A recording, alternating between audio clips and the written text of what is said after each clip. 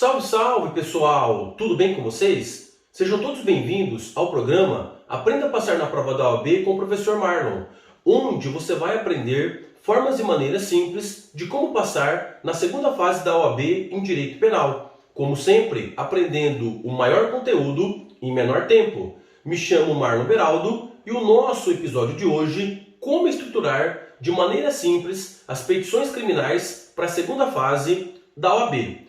Justamente com aquela finalidade de você evitar aquele medo do branco, né? Ou seja, olha, tenho que desenvolver aqui esse caso e eu não sei por onde começo, quais são os requisitos para montar a petição, o que fazer. Se você compreender, como uma petição criminal é estruturada, você consegue montar qualquer peça criminal.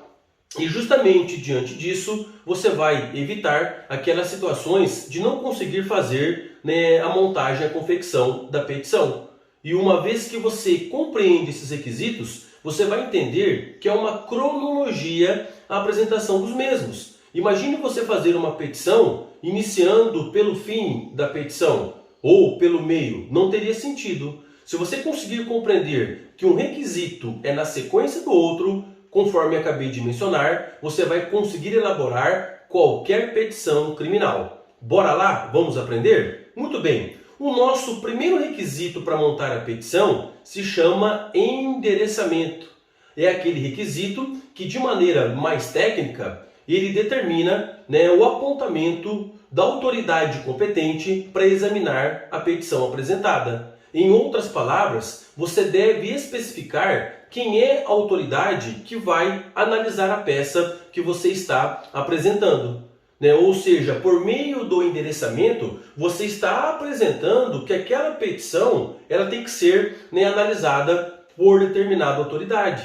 Diante disso, é fácil você entender que é o primeiro requisito da peça. Eu não posso iniciar uma petição pelo pedido. Eu não posso já diretamente querer de que determinado ato seja realizado se antes eu não sei quem é a autoridade competente para dar esta determinação. Uma vez que você entende que o endereçamento é o primeiro requisito, sempre que você for montar uma petição, você vai iniciar por meio do endereçamento. Que, conforme já mencionamos, você tem esta finalidade de demonstrar quem é a autoridade competente para fazer esse requisito, para analisar esse requisito do endereçamento.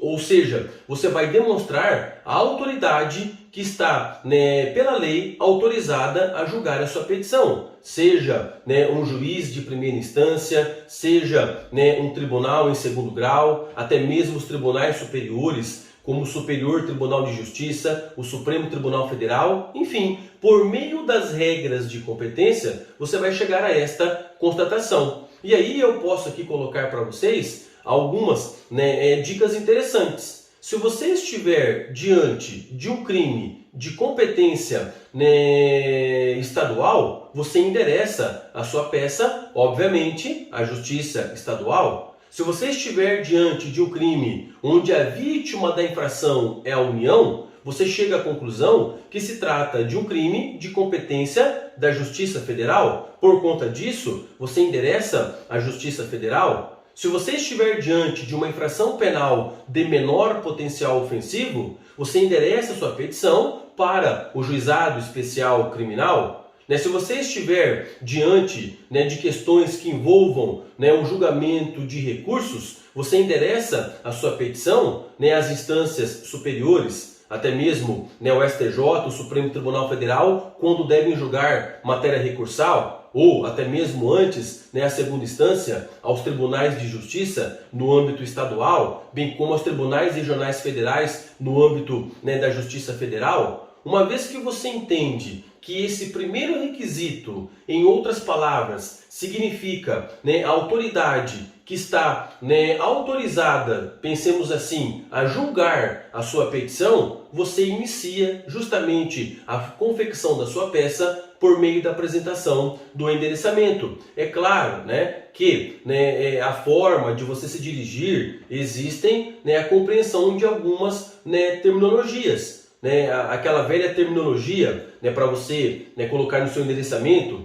excelentíssimo senhor doutor juiz de direito, né, da vara criminal da comarca, né, X, né, do estado Y, né, em outras oportunidades, né, até mesmo, né, endereçado à segunda instância, né, na pessoa, né, do desembargador presidente, né, excelentíssimo, né, desembargador presidente do Egrégio Tribunal de Justiça do Estado tal, são terminologias que você vai entendendo para fazer o endereçamento. Mas de qualquer maneira, o foco é que você compreenda que se trata do primeiro requisito para você montar a petição. E uma vez que você entendeu que esse primeiro requisito é justamente o endereçamento, a partir do momento que você for montar qualquer outra peça, você vai chegar à conclusão que você inicia a confecção da sua peça por meio do endereçamento. Obviamente, buscando as regras de competência que você pode encontrar na Constituição Federal, né, no Código de Processo Penal, em leis especiais, enfim, de uma forma geral na legislação você encontra regras de competência. Até mesmo, né, em algumas oportunidades, questões de competência você poderá localizar, né, em súmulas, né, tanto do Superior Tribunal de Justiça como do Supremo Tribunal Federal. Uma vez que você está diante do endereçamento, você consegue entender que se trata do primeiro requisito para você montar a petição. De acordo? Dando sequência à análise desses requisitos para a confecção da peça, nós partimos para o segundo requisito. Qual é o segundo requisito na elaboração de uma petição? Você atribuir a qualificação da parte que está ingressando com a peça. Atribuir a qualificação da parte que está apresentando a petição para aquela autoridade competente. Veja agora como faz sentido. O segundo requisito é apresentar a petição, né, para aquela autoridade, né, que deve, né, examinar, né, aquilo que você pretende, né, logo à frente pedir. Ou seja, esse segundo requisito, a qualificação, ele está, né, intimamente, né, vinculado com o primeiro. Por quê? Porque num primeiro momento eu me dirijo a quem deverá analisar a minha petição. No segundo momento eu me apresento, eu vou me colocar, eu vou me especificar para saber, né, quem sou eu. Né, se é aquela pessoa que está presa e quer que analisa uma eventual, né, liberdade, né, a ser pleiteada, né, se é uma pessoa, né, que está, né, sofrendo, né, uma acusação na figura do réu e quer se apresentar, né, naquela oportunidade como réu do processo, se é uma pessoa que está recorrendo e quer se apresentar como recorrente. Então, em outras palavras, nesse segundo requisito, que é a qualificação da pessoa que ingressa com a petição, eu vou ter que individualizar esta pessoa. Eu vou ter que determinar quem é a pessoa que está apresentando a petição, justamente, né, por meio, né, daquelas especificantes, como, né, nacionalidade, estado civil, né, até mesmo, né, a profissão, né, se for o caso, né, reportar, né, ao endereço que aquela pessoa possui. Claro, né, uma vez que você trabalha, né, com provas, sempre se atendo, né, às informações que foram colocadas no exercício.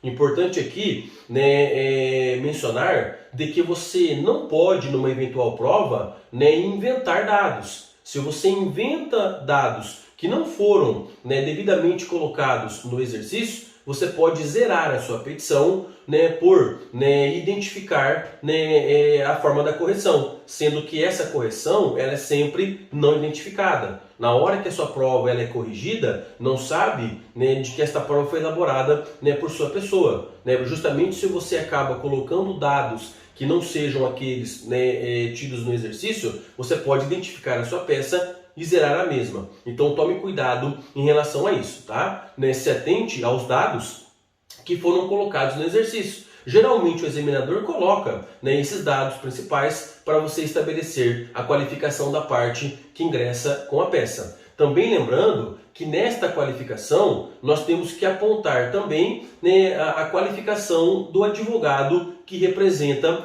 né, a pessoa que está ingressando com a petição. Aquela qualificação tradicional do advogado, né, onde possui, né, até mesmo a sua inscrição, né, na OAB, bem como, né, possui endereço profissional, seja endereço físico ou endereço online, né, por meio, né, da indicação do e-mail daquele advogado. Enfim, o importante também mencionar que esta pessoa está sendo representada por um advogado. A ideia é justamente que você consiga individualizar a parte que ingressa com a peça, bem como o seu advogado. Lembrando que, como regra, né, no direito processual penal, sempre que uma pessoa for falar nos autos, né, do processo, deverá estar representada por advogado. Obviamente, né, aquela representação, né, que o advogado tem para desenvolver, né, a sua atividade, né, profissional. Muito bem? Então, a ideia vai construindo. Nós vamos aqui construindo uma ideia para vocês irem, né, analisando. Uma vez que eu tenho o endereçamento como primeiro requisito, o segundo requisito, a qualificação da parte ingressante e o seu advogado, eu vou partir para o terceiro requisito.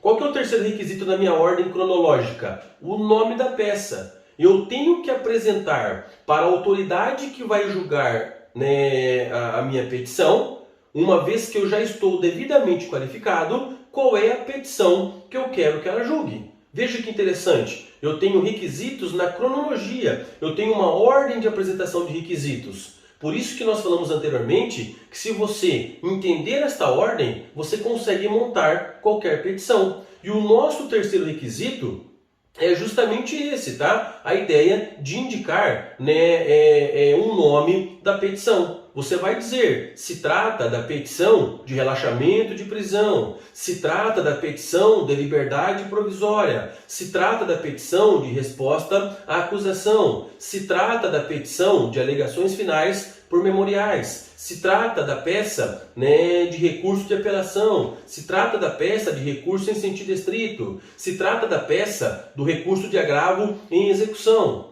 Sempre que você, né, for elaborar, né, os requisitos da petição, você vai ter que passar pelo nome da peça. E aí também, né, uma observação importante.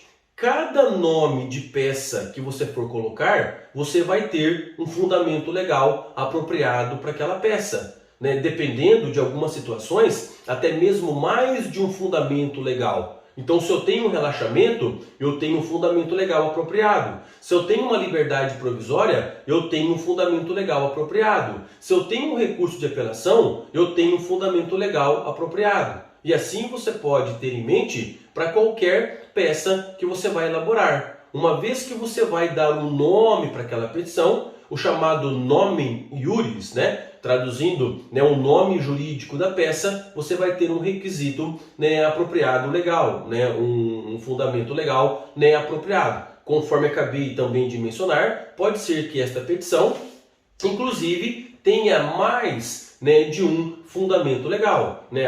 Demos um exemplo agora há pouco do relaxamento de prisão. O relaxamento de prisão, você encontra fundamento legal tanto na Constituição Federal, artigo 5º, inciso 65, como também no Código de Processo Penal, artigo 310, inciso 1º. É exemplo de uma petição que possui dois fundamentos legais. Na hora de confeccionar a petição, você vai ter que indicar, né, justamente, né, como fundamento legal do nome da peça esses dois dispositivos legais. Diferentemente, né, a peça, né, do recurso de apelação, que possui um fundamento legal. Por exemplo, lá no artigo 593 do Código de Processo Penal. A mesma ideia, o recurso em sentido estrito, artigo 581. Então é fato que, para cada nome que você for estabelecer de uma petição, você vai ter que se lembrar que também deve ser indicado o fundamento legal. Eventualmente, né, numa prova, né, do exame da OAB, saber indicar o fundamento legal, você, né, tira uma pontuação, né, em relação a isso. E outra, né, observação importante,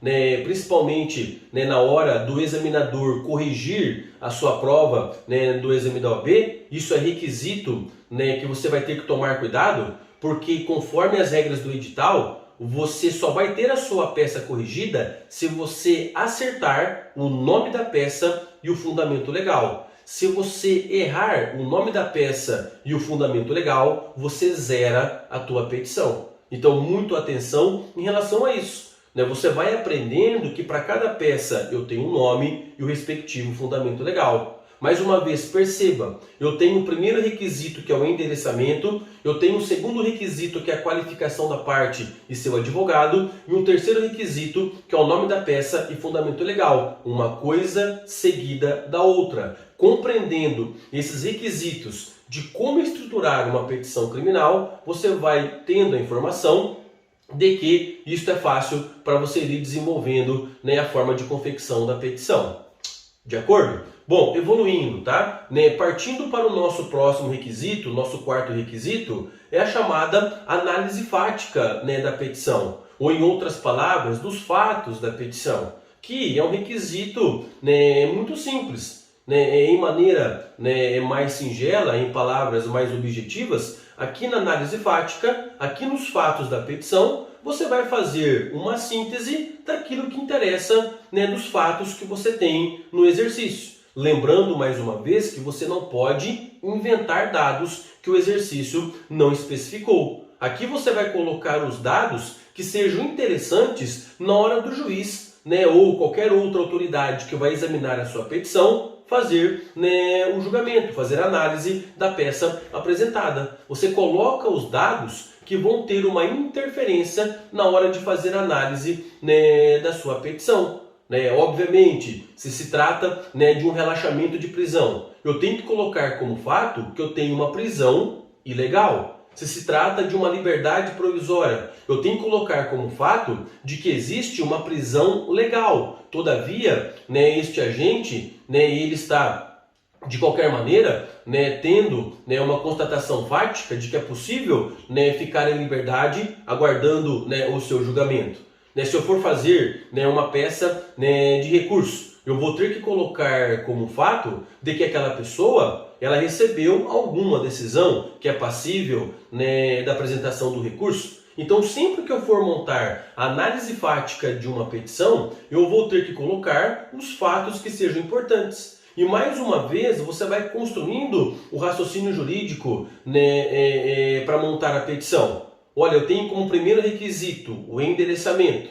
Eu tenho como segundo requisito qualificação da parte ingressante e do seu advogado. Terceiro requisito, nome da peça e fundamento legal. Quarto requisito, análise dos fatos. Eu tenho que colocar os fatos para aquela autoridade que vai julgar, para saber quem eu sou com a peça que eu estou apresentando. É uma coisa na sequência da outra. Diante disso, nós vamos montando a estruturação da petição que eu pretendo apresentar. E diante disso, vai ficando mais fácil a forma de você elaborar uma petição. É claro que, mais uma vez, para cada petição, eu vou me preocupar com uma análise fática adequada para o caso apresentado. Mas diante disso, você possui essa informação. Muito bem. Lembrando também que nessa análise fática, eu tenho uma importância, porque, como regra, nas questões processuais penais, o examinador da peça, geralmente o juiz, ele julga conforme os fatos. Se você apresenta uma análise fática, aquele julgador vai ter uma maior possibilidade de aderir, evidentemente, àquilo que você vai pedir logo abaixo. Se você não coloca uma análise fática adequada, você pode não ter a constatação daquilo que você pretende durante a confecção da sua peça. Então, diante disso, a importância de saber colocar a análise fática adequadamente. Muito bem, dando sequência aqui a confecção da estruturação da nossa petição criminal. O nosso próximo requisito seria o requisito de número 5, se trata da fundamentação jurídica da peça. Ou, se você preferir, do direito, ou você preferir da argumentação jurídica, fique à vontade para utilizar essas terminologias. Fundamentação jurídica, do direito, argumentação jurídica. Qual que é a ideia desse quinto requisito? Muito simples. demonstrar de maneira jurídica que aquele fato que você está narrando possui o embasamento no direito. Aquela velha expressão latina, narra-me factum, dabit ius, narre-me os fatos, dê-me os fatos, e eu, como julgador, vou lhe dar o direito.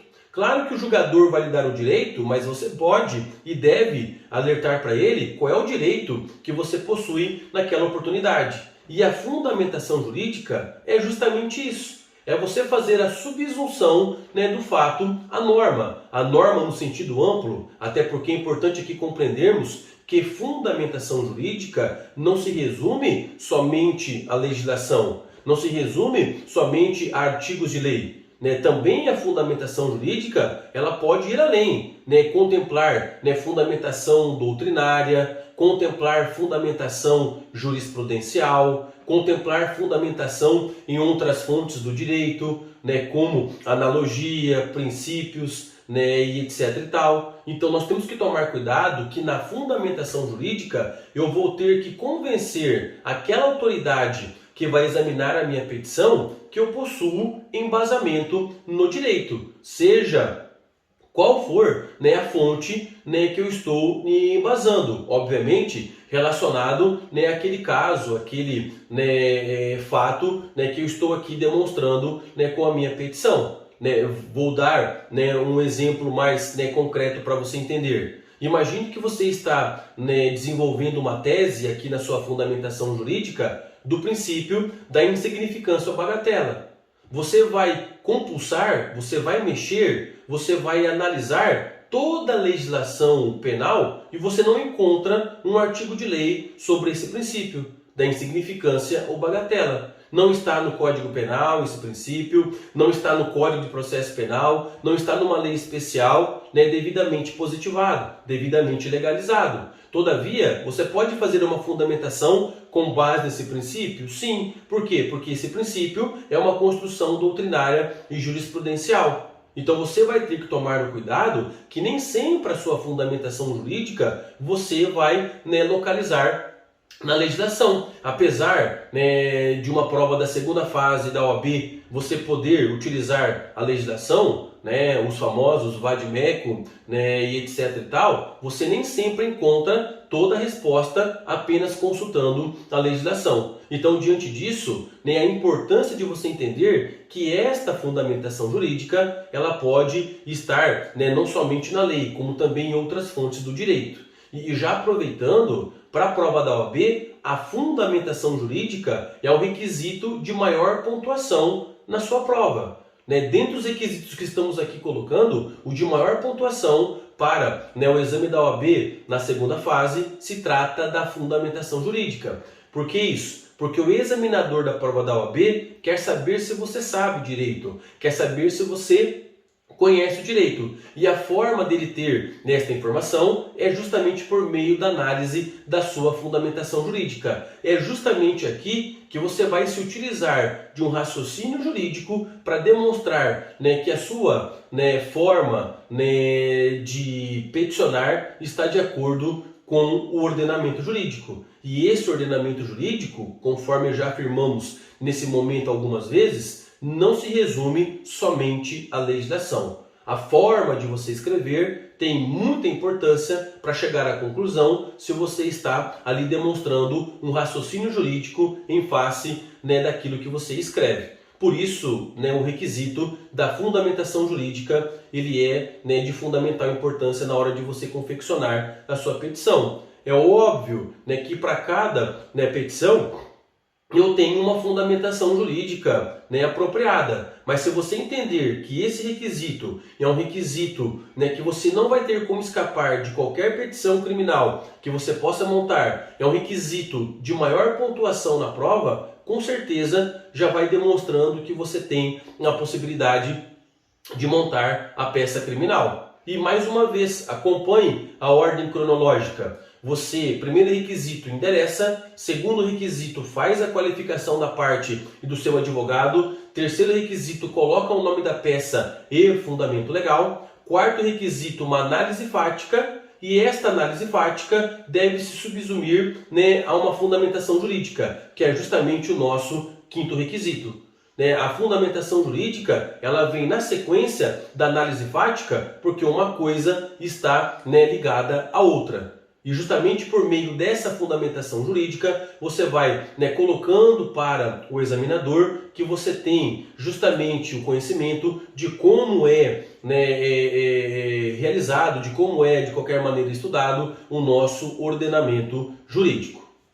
Bom, né, caminhando, dando sequência, né, aqui a análise, né, da estruturação das petições criminais. Na sequência, o nosso próximo requisito seria, né, o sexto requisito, se trata dos pedidos, né, que você vai apresentar na petição. Né, o pedido, né, daquilo que você pretende, né, com a peça. Porque justamente essa ideia, né, do qual você está, né, apresentando, né, aquela petição. Né, fazer com que a autoridade que vai examinar a sua peça esteja de acordo com aquilo que você está falando e venha acatar, né, aquilo que você está colocando. E a forma dela acatar aquilo que você está colocando é por meio da confecção do pedido. Em palavras mais simples, o pedido nada mais é do que aquilo que você realmente busca com a petição apresentada. Né? Ou seja, você vai colocar de maneira, né, que a autoridade ela possa, né, concordar com aquilo que você colocou, né, durante a confecção da sua petição, e esta autoridade vai decidir, né, favoravelmente aquilo que você, né, quer, aquilo que você realmente busca. Então imaginemos, você está fazendo uma peça de relaxamento de prisão. O que você busca com aquele relaxamento de prisão? Que a pessoa que está presa seja colocada em liberdade. Você apresenta uma peça de liberdade provisória por meio de fiança. Qual que é a ideia disso? Que aquela pessoa que está presa venha pagar fiança. Você apresenta uma peça, né, de alegações finais dizendo que o réu ele é inocente. O que você busca com isso? Que ele seja absolvido. Você apresenta uma peça de recurso de apelação, onde, né, o juiz emitiu uma sentença que exagerou na pena do réu. Quando você apresenta a apelação, você quer que a pena do réu seja aquela pena adequada. Diante disso, você pede uma fixação de pena, né, que seja a conveniente, uma fixação de pena que seja aquela oportuna, né, para o recurso que você está apresentando. Então, justamente, né, os pedidos, eles possuem, né, esta finalidade de colocar aquilo, né, que realmente, né, você precisa. E veja que curioso. Se aqui pudermos dar para vocês uma dica bem interessante. Qual que é a dica dos pedidos das petições criminais? Geralmente, os pedidos, né, eles possuem uma equivalência ao nome da peça. Ou em palavras mais simples, o pedido que você vai colocar é o nome da peça que você atribuiu anteriormente. Exemplo, você colocou como nome da peça relaxamento de prisão em flagrante. Qual é o seu pedido? Relaxamento de prisão em flagrante. Você colocou como nome da peça liberdade provisória. Qual é o seu pedido? Liberdade provisória. Você colocou como nome da peça revogação de prisão preventiva. Qual é o seu pedido? Revogação de prisão preventiva. Né? Geralmente, o nome que você está colocando na sua petição também vai ser o pedido, né, que você vai fazer. Existem situações, né, que não dá, né, para colocar desta maneira, onde o pedido, né, vai ser o nome também da petição e vice-versa? Sim, existem petições que nem sempre nós vamos conseguir, né, colocar desta forma, desta maneira. Né? Imagine alegações finais, não dá para colocar desse jeito. Imagine, né, uma apelação, um recurso em sentido estrito, não dá para colocar desse jeito. Mas, né, em outras ocasiões, você pode entender, né, essa dica com uma certa, né, facilidade. Né? Em algumas, né, situações, podemos ter como nome da petição também o pedido, né, que eu vou apresentar. Diante disso, nós chegaríamos no sexto requisito. Mais uma vez, uma cronologia entre os requisitos. Você apresenta sua petição para a autoridade que vai examinar, que é o endereçamento. Você se apresenta para essa autoridade, que é a qualificação da parte seu advogado. Você coloca qual é a peça que você está naquele momento, né, fazendo a redação, que é o nome da peça e fundamento legal. Na sequência, você apresenta os fatos que te levaram, né, a ingressar, né, com esta petição. Na sequência, você vem com o quinto requisito, que se trata da fundamentação jurídica, fazendo o embasamento jurídico daquilo que você narrou anteriormente, né, nos fatos, obviamente demonstrando o raciocínio jurídico em relação a isso. E na sequência, como sexto requisito, você vem pedir aquilo tudo que você já havia, né, colocado anteriormente. Por isso que, conforme já estamos aqui afirmando, né, há algum tempo, né, a maneira simples de você elaborar uma peça é justamente por meio da apresentação desses requisitos. Existe uma cronologia que você vai seguindo para montar a petição. Se você entender esta cronologia, você consegue montar qualquer peça criminal. E para nós concluirmos, o nosso último requisito, né, para estruturar uma petição criminal, seria o sétimo, é o chamado, né, fechamento. O que é o fechamento da peça? É aquela parte final, né, onde você vai colocar, né, somente os termos, pede o deferimento, né, em primeira instância, se for, né, instância acima, o provimento do recurso, etc. e tal, bem como vai colocar, né, o local que você se encontra, a cidade, bem como, né, a data. E ao final, né, evidentemente, se for o advogado, mencionando, né, o nome dele, né, e etc. e tal. Esse é o fechamento, né, aquela parte de conclusão da petição. Né? Só que daí, nesse fechamento, tomemos um cuidado. Quando tivermos petições que são apresentadas por meio de prazo, eu não vou poder colocar qualquer data. Por quê? Porque o examinador na prova, ele vai dizer para você colocar como data da peça o último dia de apresentação daquela petição. Imagine uma resposta à acusação, que o prazo são 10 dias. Quando você for fazer o fechamento de uma peça de resposta, você vai ter que colocar como data da peça o último dia desses 10 dias. A mesma ideia, alegações finais por memoriais, são 5 dias, né, para apresentar. Você vai ter que colocar como data da peça o último dia desses 5 dias. O mesmo raciocínio, uma apelação, 5 dias. A mesma ideia, um recurso antidestrito, 5 dias. Então, sempre que nós tivermos uma peça, né, que é apresentada por meio de prazo, o examinador na prova, ele vai querer saber se você sabe contar prazo. E como você, né, demonstra isso para ele? Você demonstra isso para ele colocando como data da peça o último dia do prazo. É fato que o examinador vai lhe dar subsídio,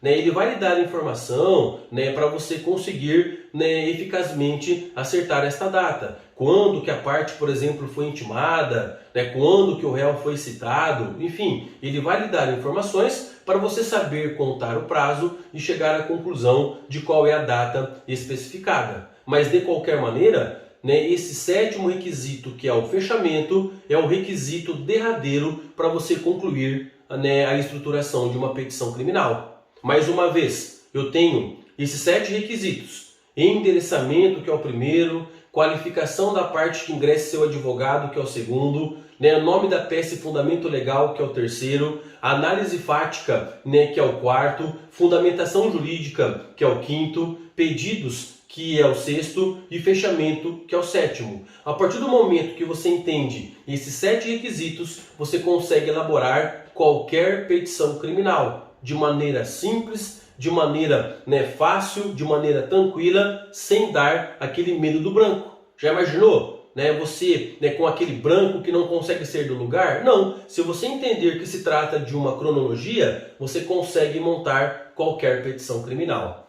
De acordo, pessoal? Muito bem, então, tá? Espero que esse nosso, né, vídeo de hoje tenha sido produtivo. Espero que você tenha compreendido o que nós falamos. E já, né, aqui, né, convidando vocês, eu convido para que vocês venham assistir o nosso próximo vídeo, né, onde o tema, né, do episódio será que o direito penal, né, é a disciplina mais, né, fácil para você conseguir passar na segunda fase da OAB? Será que direito penal realmente é aquela disciplina onde você consegue passar de maneira mais tranquila na prova da OAB? Se você ficou curioso para saber se com o direito penal é mais fácil ou não para passar na prova da OAB, eu te convido para você assistir o nosso próximo vídeo. Combinado? Um abraço a todos, valeu!